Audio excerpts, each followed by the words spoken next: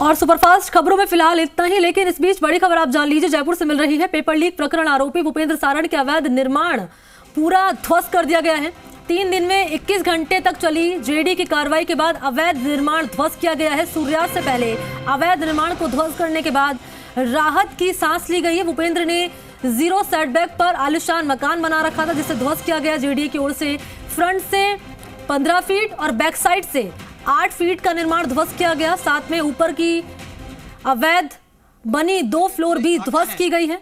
दीपक इसी खबर पर दे रहे हैं ज्यादा जानकारी। दीपक, देखिए 13 तारीख से जेडी की जो पीला पंजा है, वो जो बुलडोजर है, जो आरोपी उसके आवास के अवैध निर्माण पर चलना शुरू हुआ था और करीब 21 घंटे तक ये बुलडोजर चलता रहा।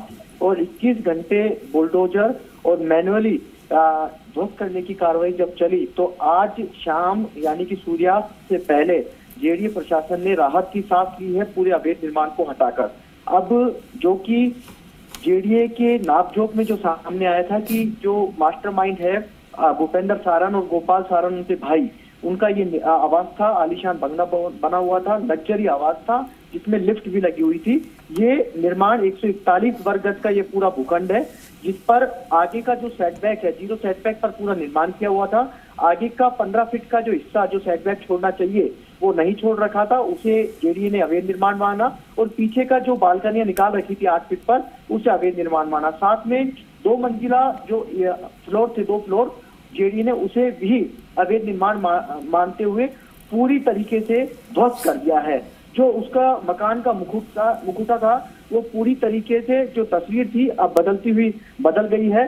जो आलीशान बंगला बाहर से चमकता हुआ नजर आता था, आलीशान उसमें काम हो रखा था, लिफ्ट थी, लेकिन सब कुछ अब इस जेडीए की कार्रवाई ने बदल दिया है। देखिए सबसे बड़ी बात ये भी है कि अब केवल बीच में 22 फीट की जो डेप्थ है और 28 फीट यानी कि पूरा जो वैध निर्माण है उसको सुरक्षित छोड़ा गया है। जेडीए के सामने चुनौती ये थी, क्योंकि जेडीए ट्रिब्यूनल कोर्ट का एक आदेश था जो कि उसमें कहा गया था कि आस पड़ोस के जो मकान है उनको जनहानि नहीं होनी चाहिए। तो जेडीए के सामने चुनौती ये थी कि यदि अवैध निर्माण तोड़ते हैं तो जनहानि और सेफ्टी से पूरा ऑपरेशन उनको चलाना था। इसलिए आज बुलडोजर ना चला के उन्होंने मैनुअली तरीके से पूरी इस कार्रवाई को आज अंजाम दिया गया। इसमें सबसे बड़ी बात यह है कि आज 10 Lokhanda system, 6 hammer, 1 gas cutter और मजदूरों की सहायता से जो ऊपर की जो फ्लोर थी, 2 फ्लोर थी, उसकी जो छतों को पहले कटर से काटा गया, उसके बाद उनको ध्वस्त पूरा किया गया। पीछे की जो ऊपर की जो फ्लोर थी उनको ध्वस्त करने के बाद जेडीए ने सूर्यास्त से पहले पूरी कार्रवाई को अंजाम देने के बाद राहत की सांस ली है।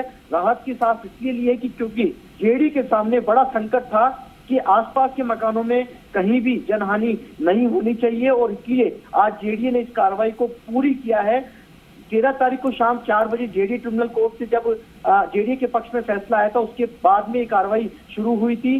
6 बजे तक उस दिन कार्रवाई चली। कल सुबह 7 बजे से शाम को 6 बजे तक ऑपरेशन चला और आज 10 बजे से और शाम को 6 बजे तक ये पूरा ऑपरेशन चला, जिसमें 2 मंजिला ऊपर के अवैध फ्लोर को और आगे के सेटबैक और पीछे के सेटबैक को पूरी तरीके से यहाँ पर ध्वस्त किया गया है। देखिए जिस तरीके से मैं आपको बता रहा था कि आगे पूरा जो जी शुक्रिया दीपक आपका तमाम जानकारी के लिए। तो कुल मिलाकर ये कि 3 दिन तक ये जेडीए की कार्रवाई लगातार चलती रही और आज पूरी तरह से इस कार्रवाई को अंजाम दे दिया गया। तस्वीरें भी आपको हम लगातार दिखा रहे हैं और जानकारी भी दीपक ने इस खबर पर साझा की। कुल मिलाकर ये कि चेतावनी है ये उन तमाम नकल माफियाओं के लिए जो कि युवाओं के भविष्य के साथ खिलवाड़ करते हैं।